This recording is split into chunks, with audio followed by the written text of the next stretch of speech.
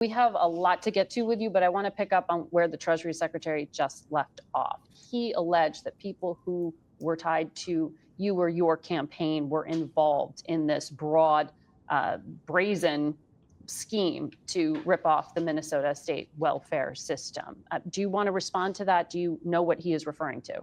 I really don't, and I don't think the secretary himself understands what he's referring to. We obviously had people who were able to donate to our campaign that were involved. We sent that money back a couple years ago. And actually, I was one of the first members of Congress to send a letter to the Secretary of Ag asking them to look into what I thought was a reprehensible fraud that was occurring within the program. So this was, just for our audience, the Biden-era Justice Department called it the largest COVID fraud scheme in the country. And this was pocketing COVID-era welfare funds, more than $1 billion in taxpayer money that was stolen. It was pretty shocking. Of the 87 people charged, all but 8 are of Somali descent. And that has added to the spotlight being put specifically on your community. Why do you think this fraud was allowed to get so widespread? Well, I want to say, this also has an impact on Somalis because we are also taxpayers in Minnesota. We also could have benefited from the program and the money that was stolen. And so it's been really frustrating for people to not acknowledge the fact that we're also as Minnesotans, as taxpayers, really upset and angry about the fraud that has occurred. Mm-hmm. So wait. You're upset about the fraud that has occurred. You're saying that they could have benefited if the fraud didn't occur. You basically just finessed, and the majority of the people that got the finesse on were Somalis. 90-something%, 98% of everybody that was participating in it were Somalis. And so now you want to spend, and see, this is why you have to be very, very careful of who you elect, who you allow to have power, and who you allow to finesse you. She's sitting there gaslighting us. And instead of holding them accountable, instead of saying, listen, we have to be more vigilant, we have to be on top of this. I don't know how this got by us. This is not a representation. This is this and that. And we need to apologize, and we need to acknowledge that American taxpayers deserve better, and anybody that did this or were a part of this should be deported, and anybody that's tied to them need to be deported. She didn't say any of that. She said, we're disappointed also.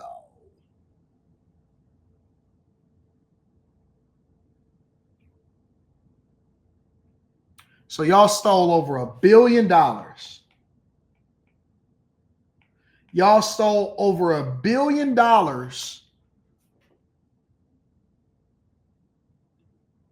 And there's no accountability whatsoever. Got it.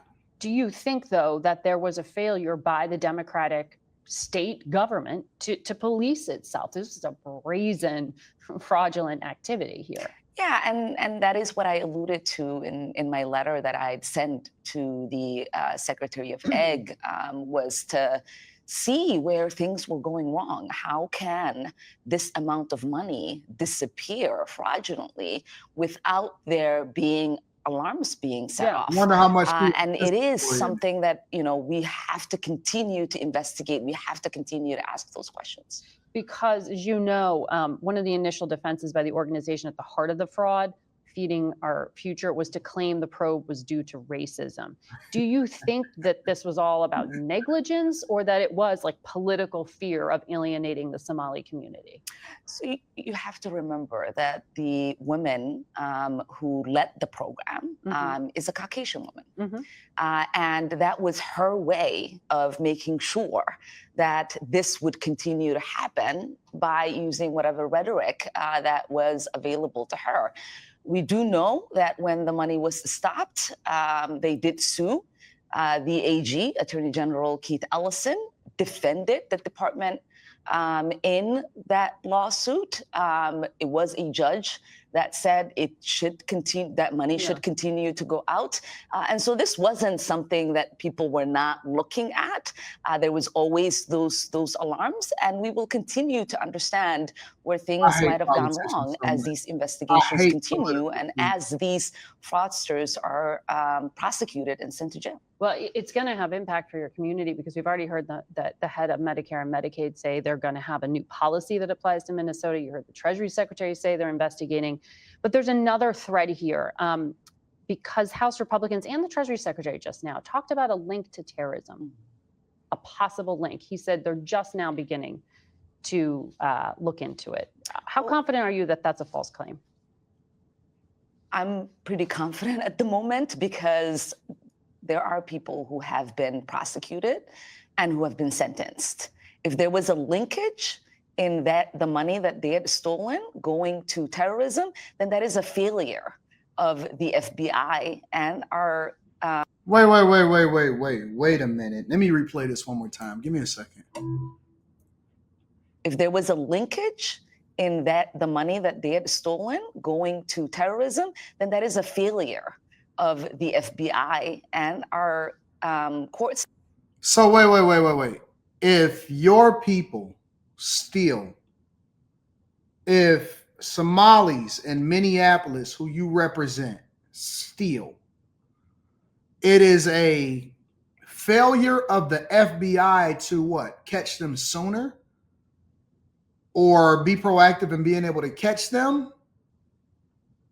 It's the FBI's fault that your people would steal and then send the money back, and then they're actually being a help or a funding of terrorism back in Somalia, which is considered a level 4, no travel. We not even sending no planes there.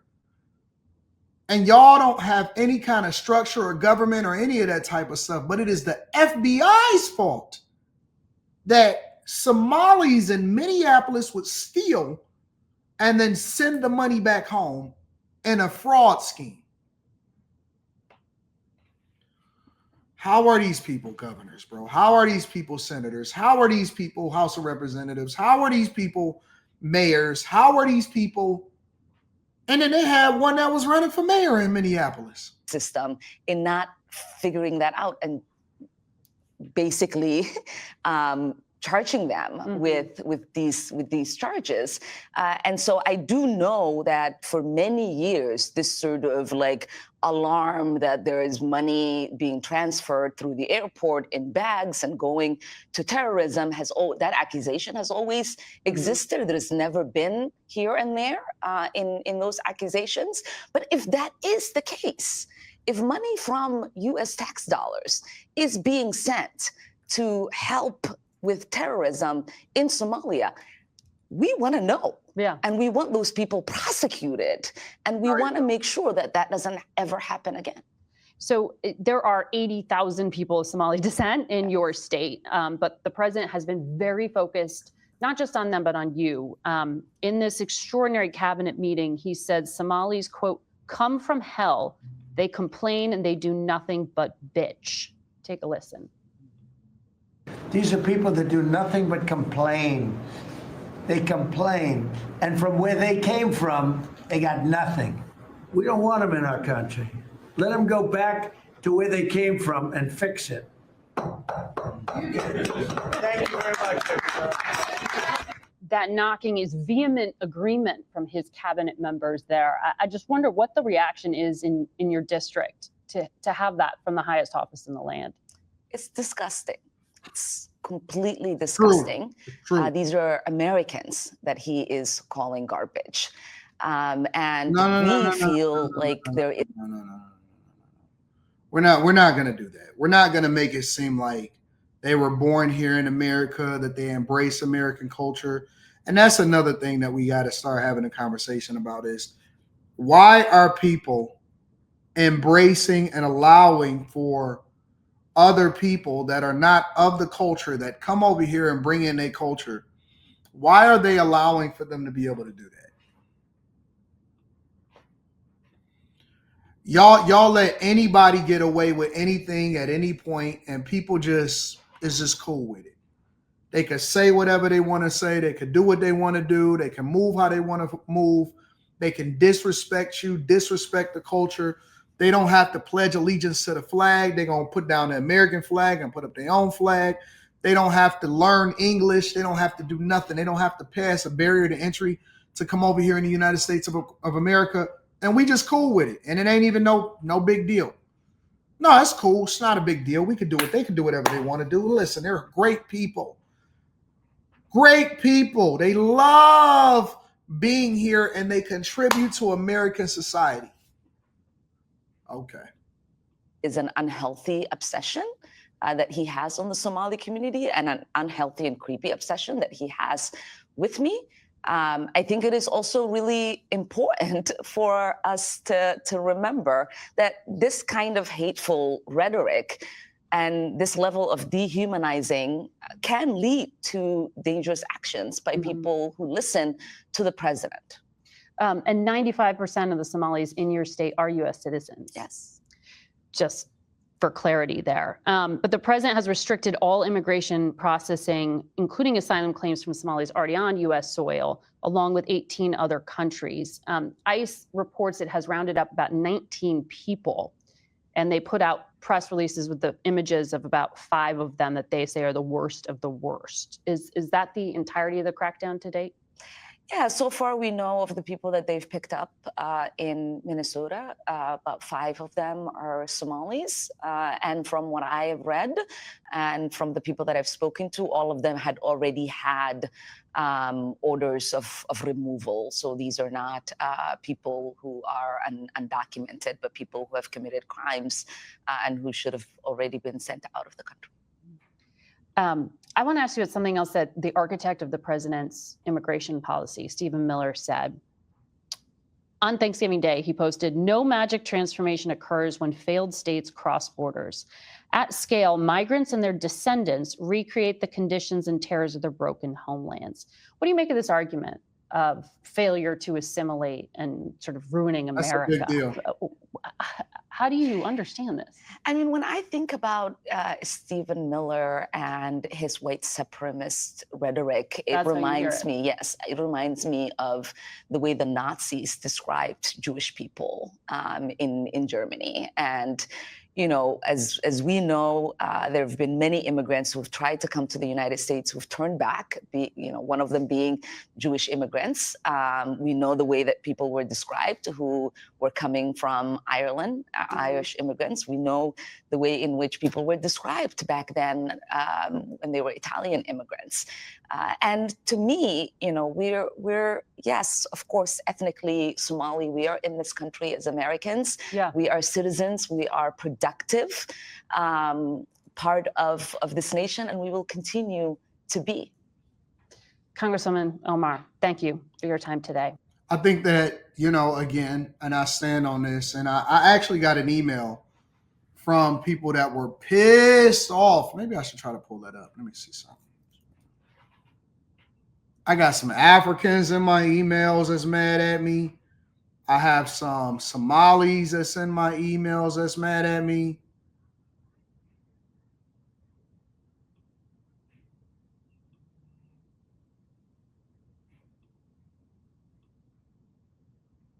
I got a lot of people that send my emails that's saying crazy stuff. Crazy stuff. Some of them is pretty respectful, so I'm not gonna, you know what I'm saying, go into the ones that's respectful. But boy, I got some people that are mad at Tom Dog. Let me see if I can find some of these stuff.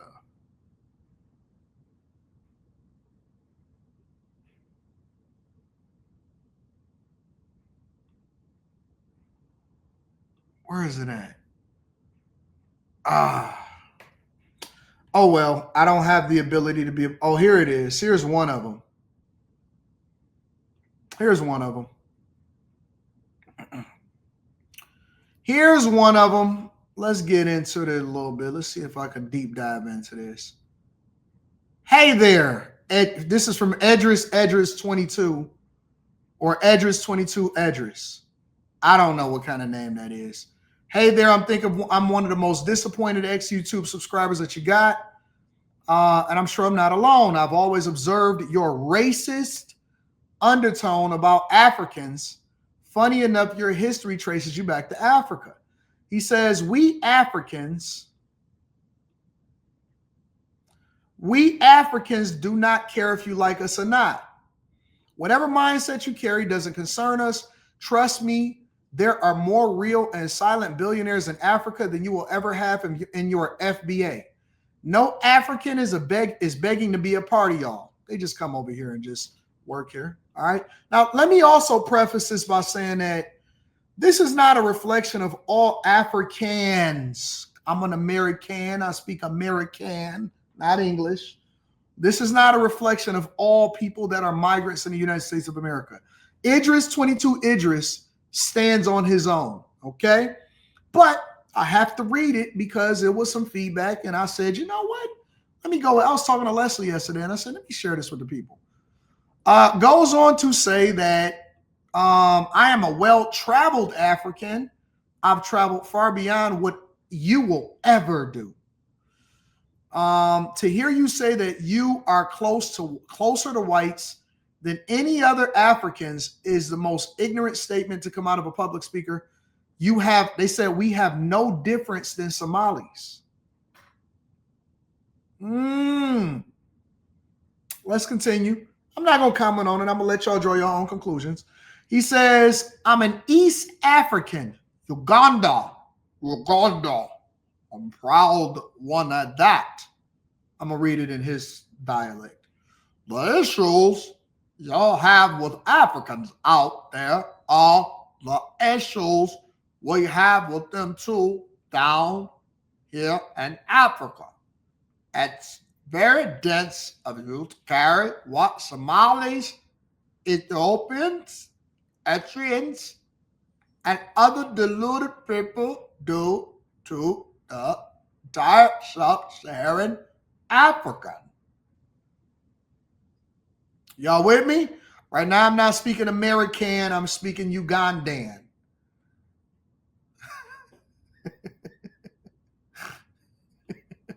Are y'all still with me? A little bit more.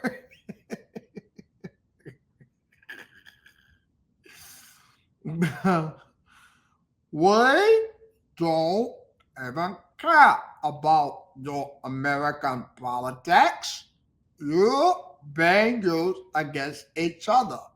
If Americans love you so much, as you put it, how come back Americans are below Asians, Arabs, Latinos, and all other groups?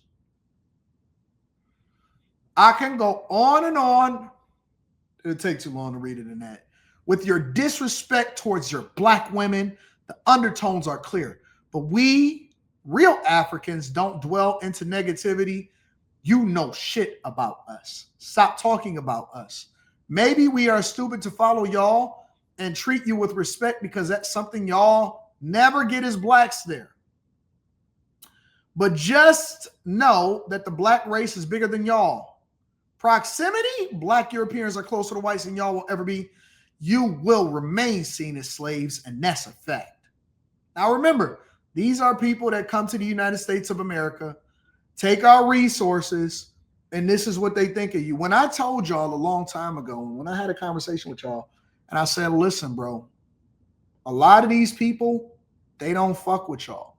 They don't want y'all daughters talking to y'all. They come over here and they try to talk to our women. And again, this is not all African migrants that come inside of the United States of America, but this is a lot of them. This is what they really feel. I'm just getting this shit up out of them. I'm just getting it up out of them. I'm gonna read it to y'all, and I'm gonna let y'all draw your own conclusion. So take it for what you will. Goes on to say, again, we are proud of who we are. Your people come to our countries and live freely. You don't have any power in the United States to deport anyone. You live at the mercy of whites, just like the immigrants you insult. Blame groups of people, but not race. People outside of the USA don't even care if you exist or not. We come there on contracts signed between countries, not for your attention. Fight with Somalis and be done. But one thing you can never do is to have powers to kick immigrants out of the USA. You are lost too. You're too lost. Spend that energy tracing who you are. You can pretend to be rich, but you will never be white. From a proud Ugandan, your ex-YouTube follower, bye. Now, he would lead you to believe Idris22Idris@gmail.com. He would try to lead us to believe that he doesn't care, right? But I find that very interesting considering that you wrote this long letter. So, again, I just wanted to, Anton, there are some Africans that still rock with you and love the U.S. Oh, yeah, of course I know that. That's why I'm prefacing this by saying that this is Idris, and this is also, because I don't trust niggas that got two of the same names, the first and the last name. That's number one. Number two, I've never cared enough about what anybody thinks to where I had to write them a letter to let them know that I'm actually no longer rocking with them. And then number three, this is the sentiment of a lot of different people and how they feel towards Americans and Black people in particular. So I know that this is not all Africans and Ugandans or whatever, but this is how they have a level of disrespect towards Black people. This is how they have a level of disrespect towards America. This is how they feel towards white people. This is how they feel towards the American flag. And they don't, yeah, and then he said bye. They don't have no respect for us. So the people that have respect for us and that are legal inside of the United States of America, we're going to rock with them. And the people that have disrespect towards us, we're going to let the chips fall where they may. Let me know what y'all think inside of the comments. Make sure y'all tap into the Patreon. Link is in the description. Teach Hanley, 40% off your first order. 20% off for life.